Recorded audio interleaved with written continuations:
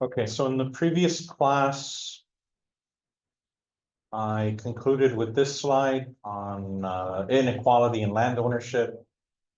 And then today, I can continue with the dual education system. But actually, I want to touch on something else before that. Eva, you asked me a question at the end of the last class regarding corruption. And I realized that in the discussion for this homework is where I wanted to address some of this. And so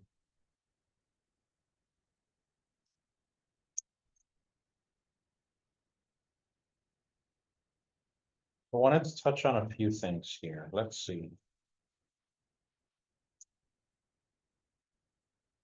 All right, so the homework asks you to, what definition of corruption do you agree with? Is there any way that the US has corruption? And, oh yes, the question of why do you think there's a correlation between how poor a country is and how corrupt it is perceived to be?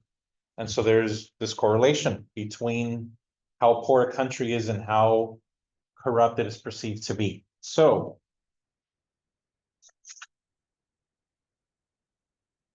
a few things there.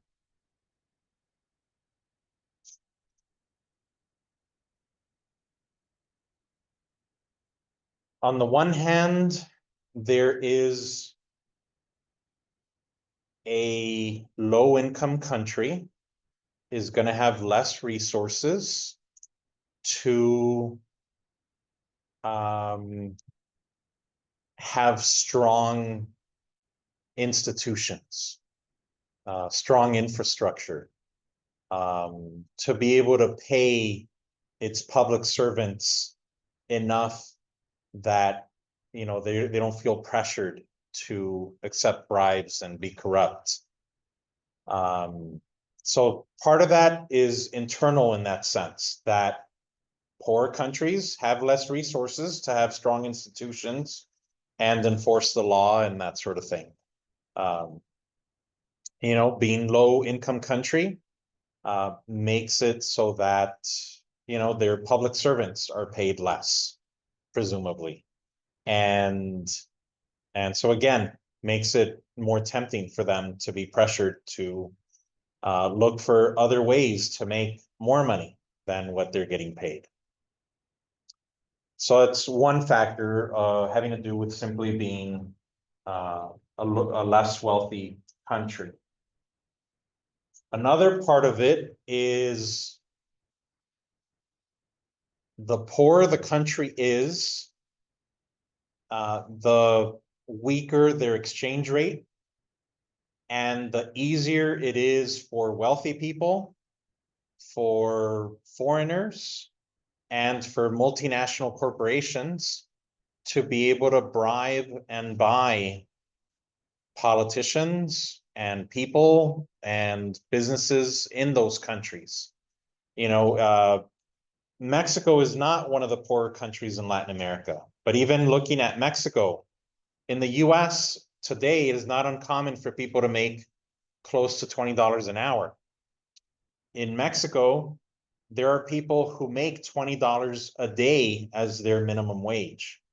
And so someone coming from the US has the power of the dollar, of their currency, to make it easier to be able to get around things, be able to corrupt people.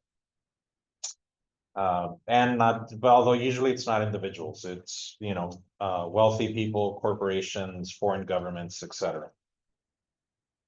Then there's a third part.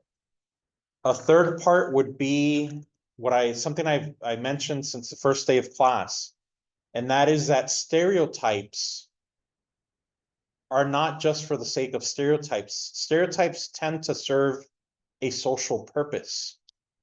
And we have a long history of stereotyping Latin American countries as places that have banana republics, as places that have weak governments, where they have coups and they have dictators.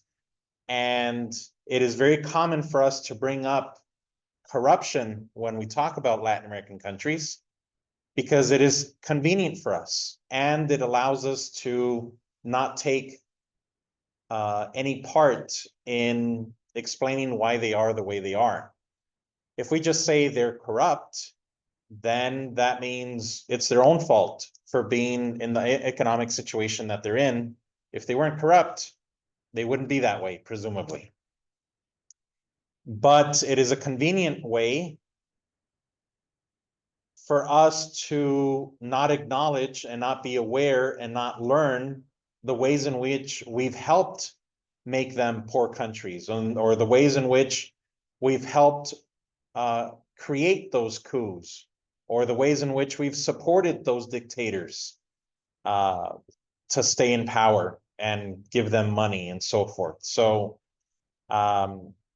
these, going back to banana republics, to the present of talking about Latin American countries as corrupt, I'm not arguing that there isn't corruption in Latin America. I'm arguing that the stereotype is our single story of Latin American countries that doesn't allow us to be able to learn more, because we have the simple explanation with which we wash our hands clean of any being complicit in any way in their situation. Oh yeah, also there's also what I talked to Eva about last time. And again, you don't have to agree with me.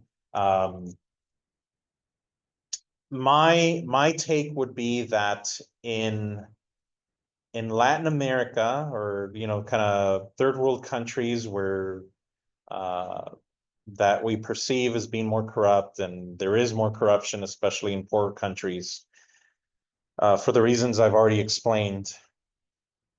I think corruption in Latin America is more democratized, meaning that average people have access to benefit from that corruption. So, you might be speeding, you get pulled over by the police, and instead of paying a $300 ticket for speeding, you give the cop $50 for himself and let you walk away.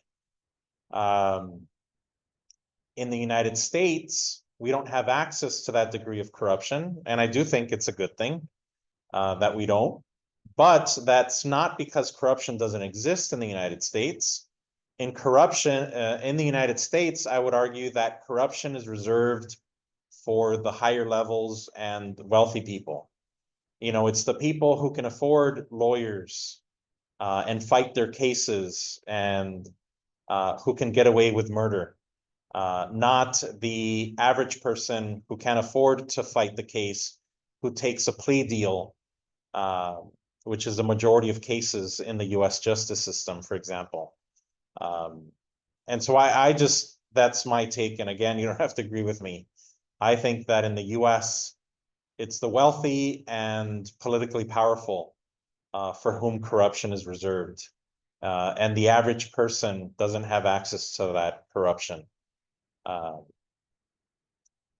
Which again, pros and cons, but and I'd rather be in the situation of the US. But I think it's important to acknowledge also that it doesn't mean we don't have corruption. It's just at another level. So yeah. Anyone else with comments or thoughts on that? All right, moving on then.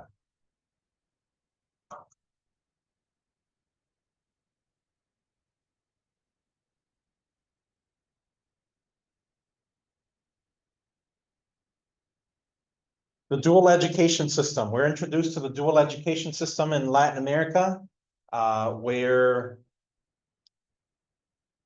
people who can afford to send their children to private schools do, and the people who can't send their children to underfunded or poorly funded public schools.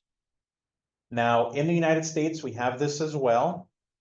is very common, especially throughout the country, especially in cities.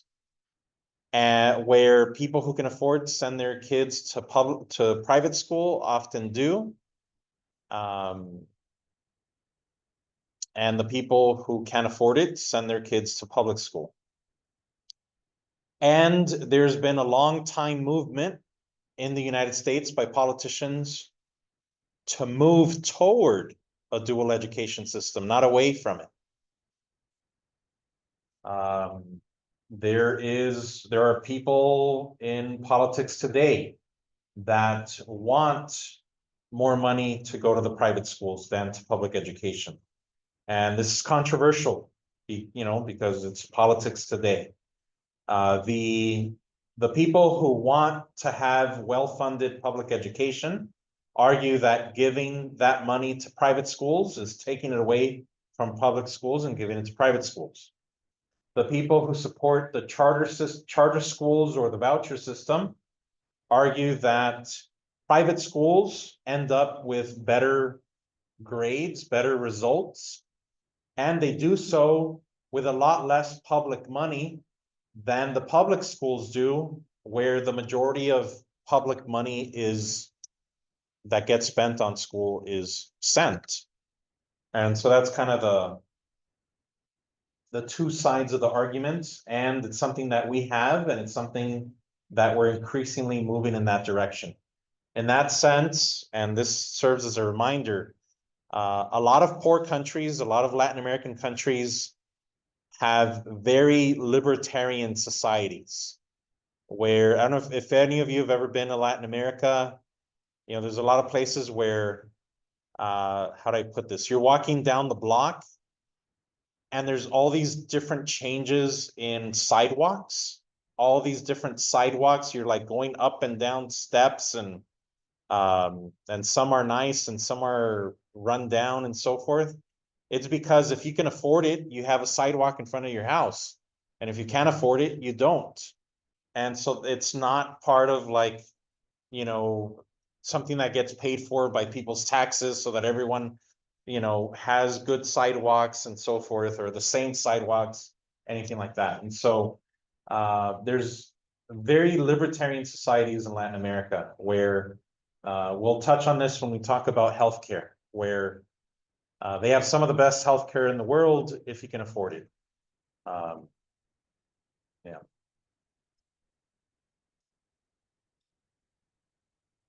Another topic that gets brought up is amoral familism. Amoral familism is this idea that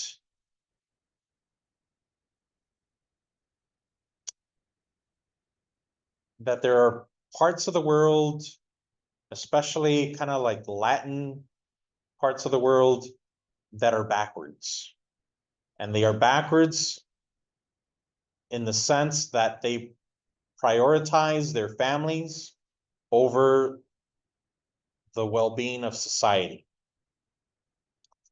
And Clausen uses this source from 1958. It was based on a study of Italy in 1955 that argues that essentially that's why they're not doing well, is because they're backwards, culturally backwards, and it's hurting their society. So it's an old idea. It's very culturally biased, and I think it's unfair to apply it to unfair and culturally biased to apply it to Latin America. I think it's very common for humans to prioritize their family over society. I don't think it's a very, I don't know, contrasting idea with other more successful parts of the world, or more economically successful parts of the world. Yeah, I think it's very common for people to do that. I think maybe an exception would be perhaps like soldiers, would be people who leave their families for the sake of their country, and their whole family makes a sacrifice by being separated from the soldier. But Latin American countries have soldiers too who do similar things. So it's not unique. So yeah, I think it's an outdated idea that should not have been used.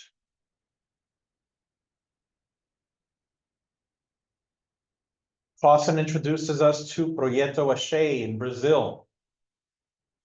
And I want to make it clear that, so in this section of the book, Clausen is talking about child labor. And why, explaining that some countries have more child labor than others. In the United States, we started doing away with child labor in the 1930s with the New Deal, with labor rights, with work protections and the 40-hour work week and all of that. We worked on getting rid of child labor. Now, some of the traditional approaches to getting rid of child labor are making child labor illegal or making it illegal for children not to go to school. So basically outlawing child labor. But Clausen is acknowledging that, and Projeto Achei does as well, that if children are working, it's because their family needs the money. They're not working just for the sake of working. They're working because they need it to survive. And making it illegal is not gonna help their families and could only criminalize these children. So Projeto Achei tries to do something different. They provide alternative education, like vocational training or night school. So that means, if these young people need to work during the day, well, they can go to school at night. Or when they go to school, they could focus on teaching them a skill, something that's going to help them make more money and help their families get out of poverty, so that then their children won't have to work when they're children. It is not simply that Projeto Achei was the first one to encourage children to dream of a better future or something like that. The chapter does mention the word dream, but that's not the answer that I'm looking for. I'm looking for making it illegal didn't work, or doesn't work in these cases. Projeto Achei is still around. In Brazil, it seems to now have kind of like an arts emphasis. But yeah, it's still around. And child labor in the US seems to be making a comeback. Again, not something necessarily to just contrast with the US, but something that we have here as well. For example, in 2023, there were 5,800 children who were employed in violation of child labor laws in the United States. That's an 88% increase from 2019. And this is from our own government statistics from the US Department of Labor. In particular, a lot of these were actually found in the Midwest and in Minnesota. Yeah, I think these pictures are from Minnesota. And child labor, like I mentioned, has been increasing. Here we see from 2015 to the end of 2022. In 2022, there were 688 children that were found to be illegally working in hazardous jobs, not just violating child labor laws, but working in dangerous jobs. And this is not, how do I put this? There are more and more parts of the United States that want more of this, not less. From 2021 to 2023, there were 10 US states that introduced or passed weakening child labor protections. Right now, this morning, I saw in the news, I saw online news that Florida is looking at weakening child labor laws so that children, I shouldn't say children, so that minors can work more than 8 hours during school days. It hasn't passed, but it's in the news that that's what they're looking into right now. How about Wisconsin? Let's see, Wisconsin does not pay more than the federal minimum wage. We pay the same. And the minimum wage has not been raised since 2009. We've obviously had a lot of inflation since then, but our minimum wage is still at the 2009 level of $7.25. And we have a lot of exceptions to not pay people even that minimum wage. For example, we have something called opportunity employees, where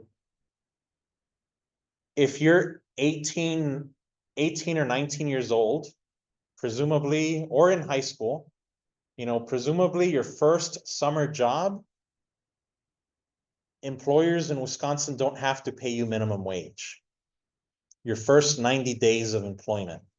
And so essentially your first summer. They can pay you $5.90 instead of $7.25. If you earn tips, if you have a job where you earn tips, they don't have to pay you minimum wage either. They could pay you $2.33. If you're both, if it's your first time working, you're 19 or younger, and you're getting tips, they could pay you even less. They could pay you $2.13 an hour. So yeah.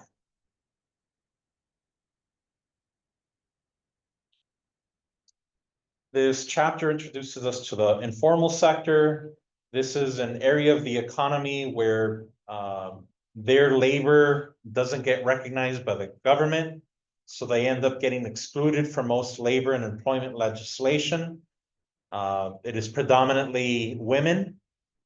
You can see here a lot of small booths of people selling products, in particular things that they grew themselves. And this is something that goes back to pre-Columbian times. It's still a very common practice today. To us, we might recognize them most when we think of like farmers markets, but these can be very large farmers markets. Yeah. Excellent. Excellent. Do you remember what they called them? I do not. Okay. It was very cool. Yeah. A lot of different things. Yeah. Yeah, I've heard people, there's some of these markets that are like a huge city block big,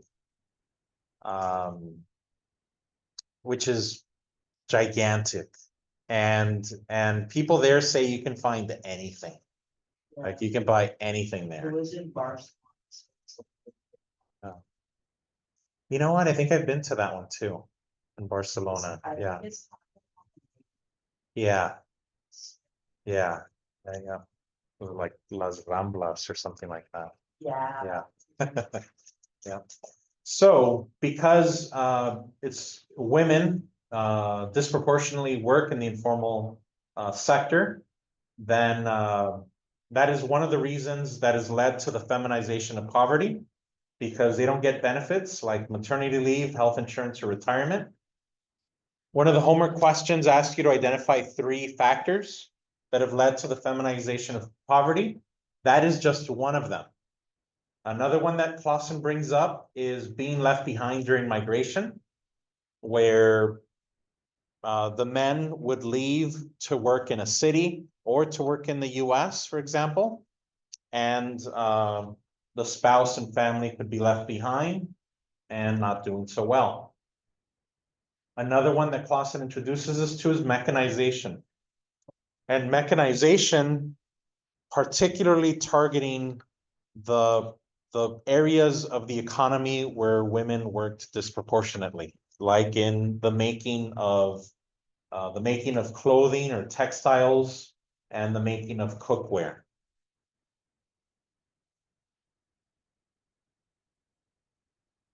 Then we get to women.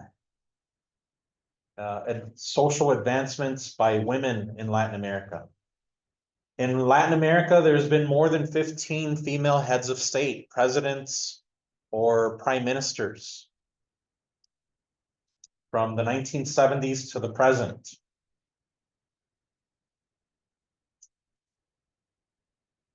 In the 2010s, there were 6, but 2018 to 2021, there were none.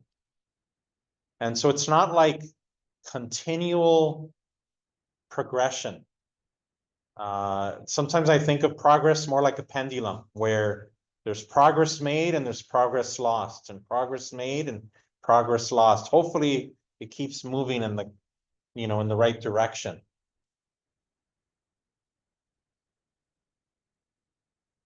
And not just presidents, but in what we call Congress, or other parts of the world called parliaments. 13 Latin American countries have a higher percentage of women in parliament than we do in the United States. And that's, again, another example where what I talk about, how stereotypes serve a social purpose, or stereotypes serve as our single story. As long as we keep thinking of Mexico and Latin America as being macho and us not being macho, then we don't have to learn anymore. We can just feel better that we're better than they are. When in fact, if you learn more about them, you realize that they've had presidents, they have higher percentages of women in politics and Congress. And we can look at Mexico as an example of that. Mexico just had their first, last year, Claudia Sheinbaum. Mexico's presidents are in power for 6 years, so she's expected to be there till 2030. They don't have re-elections. So she is of the Morena political party. She was also supported by the Labor Party and the Environmental Party. But it's not just her. She chose her cabinet to be 50% female. And the Congress in Mexico right now is also 50% female. This makes Mexico with the 4th highest number of female representatives in Congress. For comparison, the United States would rank number 70. The US ranks lower than Iraq in terms of women in Congress or Parliament. Sheinbaum also has a female chief justice of the Supreme Court and female chief of the central bank. So women are, again, it's not that Mexico and Latin America don't have machismo, misogyny, sexism, but they don't fit our antiquated stereotypes of them either. There are ways in which they've made more progress in women's rights than we have. So they're not in the old days that we categorize them as. Yes. How much did she win by? Was it like a landslide vote, or did people actually support it? Good question. How much did she win by? I don't remember the percentage, but it was not that close. It was definitive. Yeah. Yeah.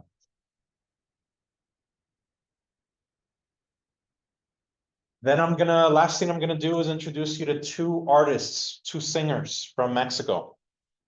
2 singers that have been around for a long time in Mexico. Unfortunately, we don't have them with us anymore. Paquita del Barrio passed away this year, 2025.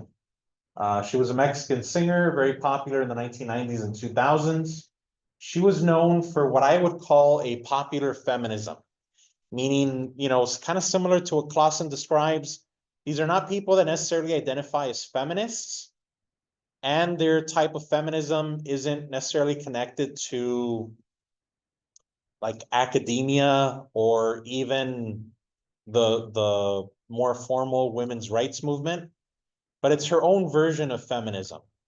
And, you know, her own way of standing up to men through songs. One of her more well-known songs is Rata de dos patas, talking about a man as a two-legged rat.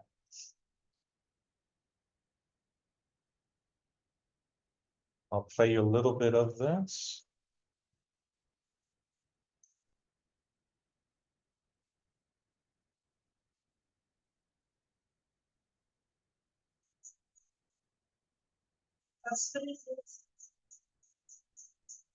Historia de la vida, a veces lo manejo.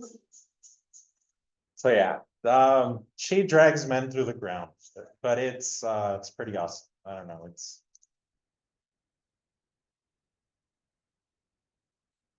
Next person is Juan Gabriel.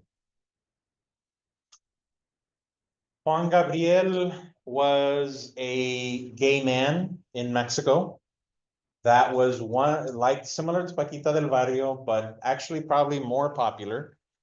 I mean, he's one of the top, like the handful top, most well-known, most famous Mexican singers in Mexico.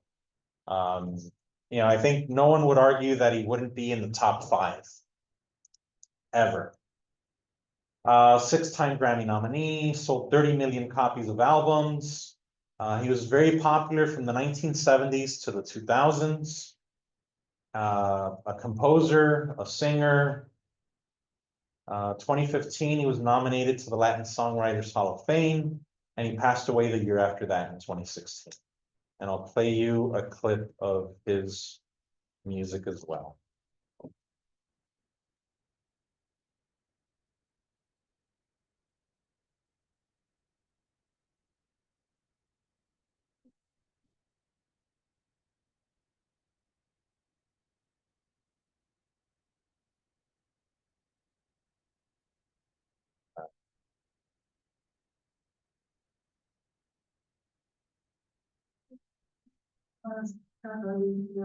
Figure out how to move the stereo.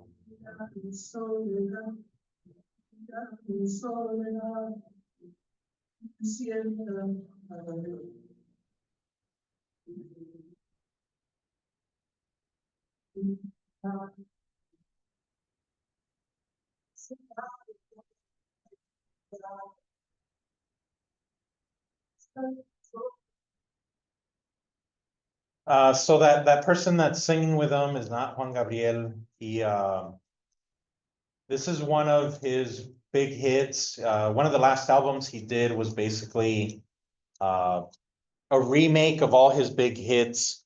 He so yeah, he did them with newer, younger artists that in this case, this is Juanes, an artist from Colombia who's known for Spanish rock or rock en español. So yeah, this gay man, Juan Gabriel, is one of the most popular, well-known artists in Mexico and has been for decades. Now, granted, Juan Gabriel never came out explicitly as gay.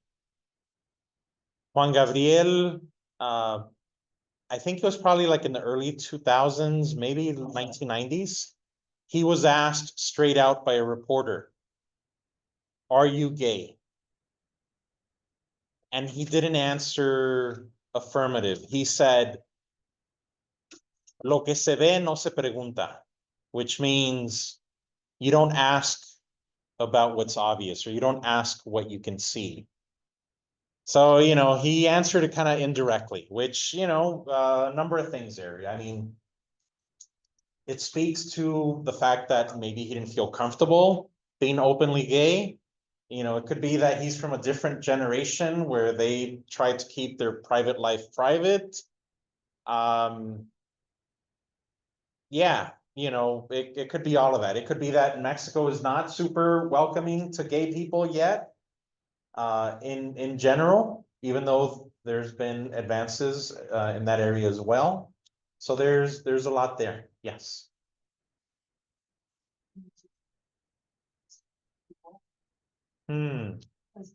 like that music video, and so it wasn't him, but they had a. Well, it was both. It was him and Juanes. yeah. So like, No, it was him and another man. oh, I don't think the video, like it wasn't, they weren't singing, but they had two people run through that. Oh, yes, yes, yes, So- true. It's, Like, it's not- you know, in the background, they're showing a heterosexual couple, right? Like that. Yeah. Yeah, it's a good point. It's he may be gay, but he's not catering his music to a gay audience. He is focused on everyone. Maybe he didn't want to be pigeonholed to a smaller demographic. Yeah, You look at good supporters in the sense. Yeah. Like, yeah. True, true.